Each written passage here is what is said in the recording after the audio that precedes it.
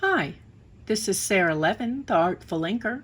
I'm an independent Stampin' Up! Demonstrator in the United States, and today I'm here to show you how to do a modified diamond point fold. I did this card earlier and have shared it on my blog for all the details. So to make this card, your paper trimmer is going to be your friend. And we're just going to go through the basics of how to create one. So I've got a piece of thick basic white that's 4 1/4 by 11 and scored at 5 1/2. And I'm going to put my base in my trimmer and lined it up here. I've got all the measurements in a PDF that you can download in 3 sizes. The modified part of this diamond point fold is that I have changed the size so that it will fit in a standard envelope. So you're going to put your tick mark in, and depending on which size you're making that you choose from that PDF will depend on where that tick mark goes. Measurement-wise, which is why I'm not giving measurements. And then you're going to cut from the score line. You've lined it up in the track along with the tick mark, and remove that piece. And then you're going to twist this around and put that tick mark in the track and this other corner, again for exact measurements. For where that tick mark goes, see that PDF on my blog. The link for that is in the description below. Okay, so you've now got these 2 triangles, and you've got your card base with a triangle. This would be great to use just as is. But for that diamond point, then I've got a piece of designer paper. This one is the polished pink from the 2021-2023 in color stack, and I'm just going to add a tick mark to that, and then again line it up in the track with this bottom corner. And here's the tip: don't start all the way out at the point, start here and come down and then go up, and that way you're not bending the point that you're going to create with the cut. So move it over, line up the tick mark and the opposite corner then. And again, let me slide my blade down and cut out, and then back down to the corner, and that way I haven't bent any of my corner points. Okay, let's move this out of the way and start the assembling. So we're going to take this piece and add multi-purpose glue.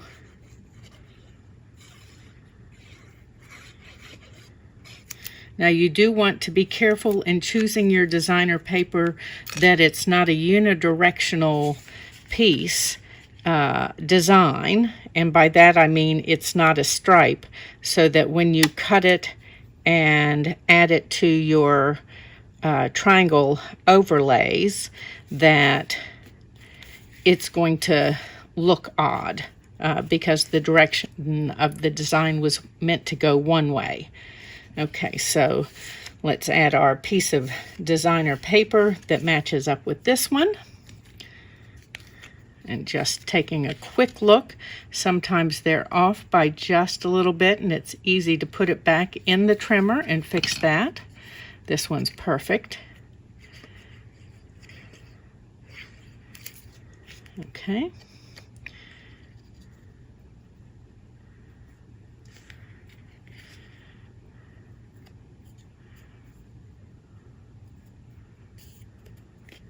And then same thing with this one. We'll check to make sure that it is going to line up with this, and it does. We've still got a little bit of a border.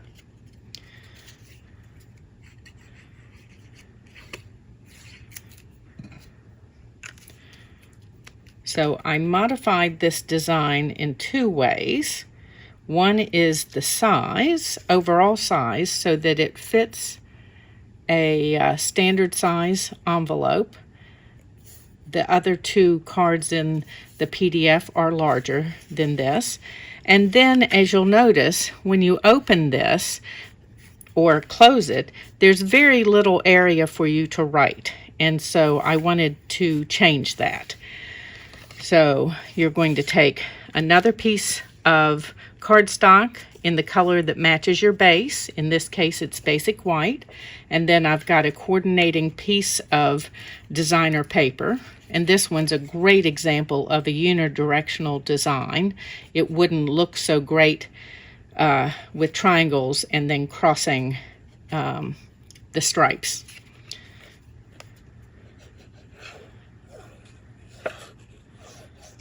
So we're going to place this on.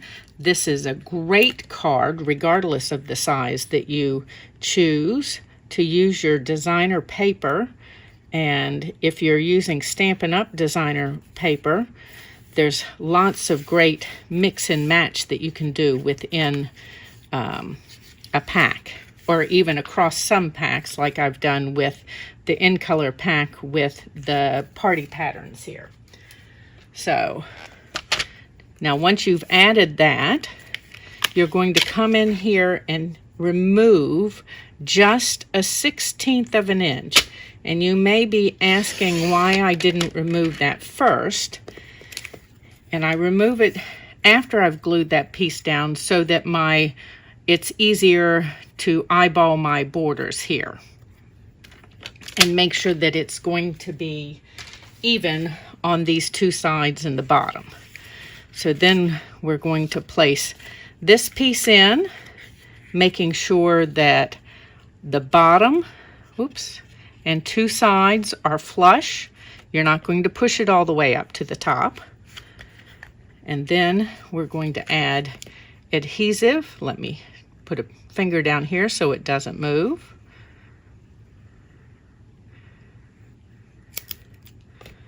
And then I'm going to do one final check, make sure I'm flush, and then bring this across and give it a press. Now, I didn't put glue all the way up here at the top because you may have a small gap. Okay, and then let me grab my dimensionals and we're ready to finish.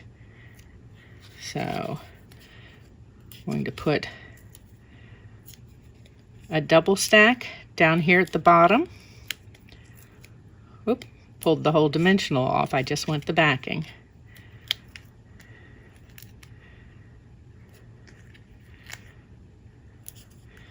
And then we'll go with singles, and then I'm going to put a mini all the way up here at the top.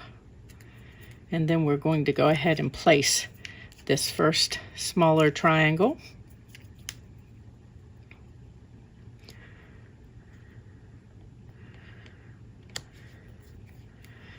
Okay, and then same thing here. We're going to double stack down here at the bottom.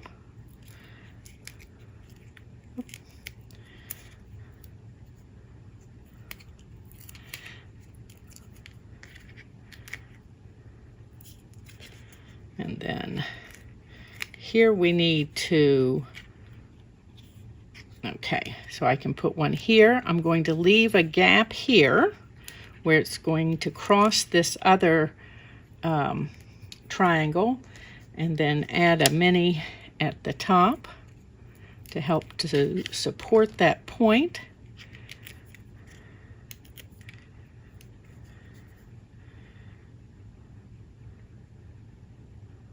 Okay, and there are the basics of putting together a modified diamond point card. As I mentioned, use the link in the description below to go to my blog and grab the PDF with all the measurements for the 3 sizes of this card that I've shared. If you're in the United States, I always appreciate it if you do some of your Stampin' Up! Shopping in my store. You can give this video a thumbs up and share it with your card making friends. And of course, if you subscribe to my YouTube channel and click the bell, you'll be notified the next time I upload a video. Have a great day. Bye.